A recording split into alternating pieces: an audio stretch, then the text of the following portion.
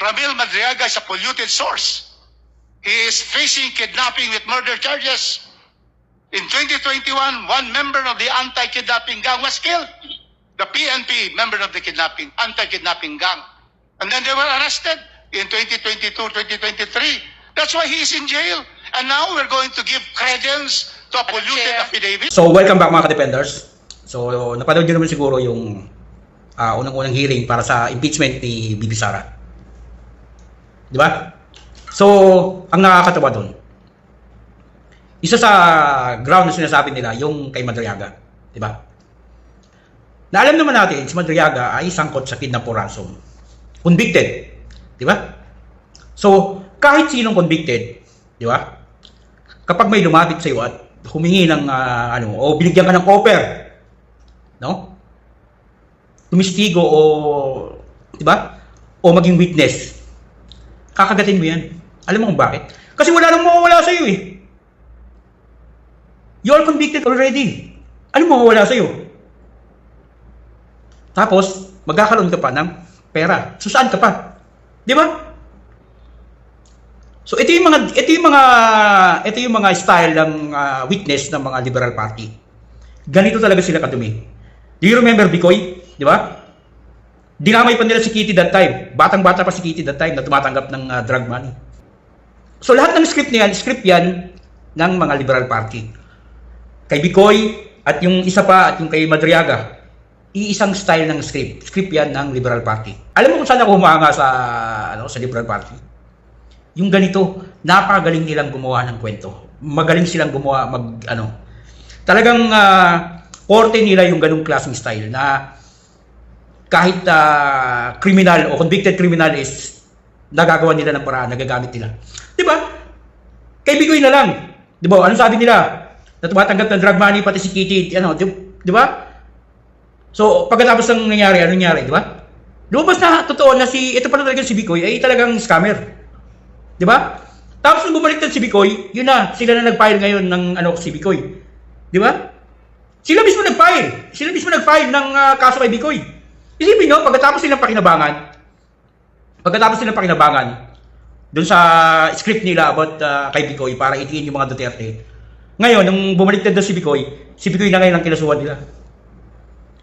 Di ba? Ito yung mga style ng mga Liberal Party. Talagang hanga ako sa kanila. Kung saan, hanga ako sa kanila pagdating sa mga ganitong bagay. Talagang ganyan sila karumi maglaro. Mula noon pa, ganyan sila karumi maglaro.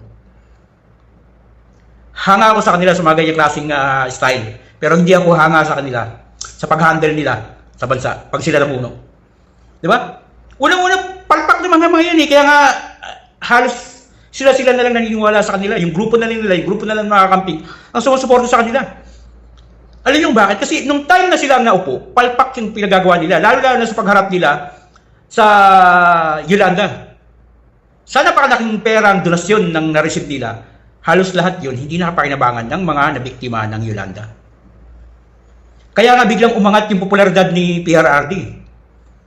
Dahil nalaman ng mga tao na wala talaga silang kapasidad na pamunuan o mapatakbo ng maayos ang gobyerno natin. Sablay sila sa pagharap sa mga ganung klaseng kalamidad. Diba? Yun yung pagpapatunay na wala talaga silang kakayahang mamuno. At isa pa dyan, talagang naka-align sila sa mga oligarchs. Ilang beses ko nang tinalakay ito kung paano sila naka-align sa oligarchs. Nung time na nakipagkasundo sila sa mga water concessionaires sa atin, di ba? Yung gobyerno, nakipagkasundo sila. Meron silang kasunduan o agreement. Di ba? At base dun sa kasunduan nila, ay kapag nalugi ang mga kumpanya ng tubig, ay babayaran ng gobyerno yung pagkakalugi nila. At magtataw sila ng singil, anumang gusto nila. Can you imagine? Panahon yan ng mga Liberal Party, sila namumuno that time sa panahon ni Pinoy. Di ba? Doon pa lang makikita mo ng talagang wala silang sa mamamayan.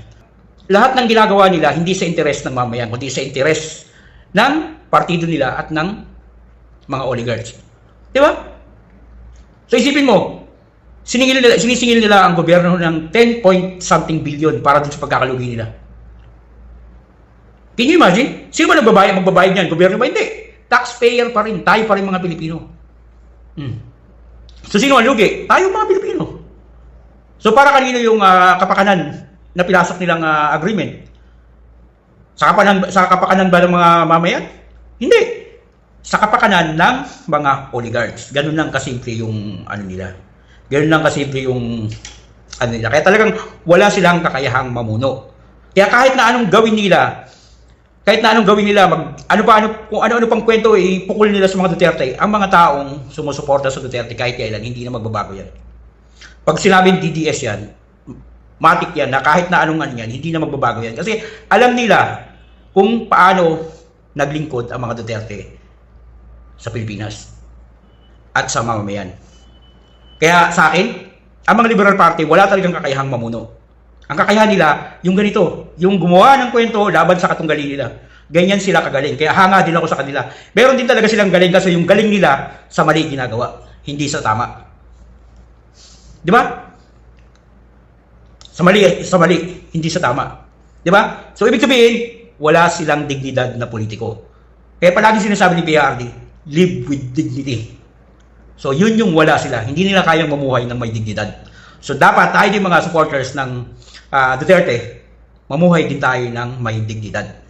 No? Kasi yun lang palagi sinasabi ni PRD, para hindi tayo magkamali sa buhay, sabi niya, para hindi ka makagawa ng mali, mamuhay ka ng may dignidad. Ayan ang wala ang mga Liberal Party. Yung galing nila napupunta sa mga ganyang klaseng paninira. Pero pagdating sa paglilingkod, wala silang galing talaga. Totoo.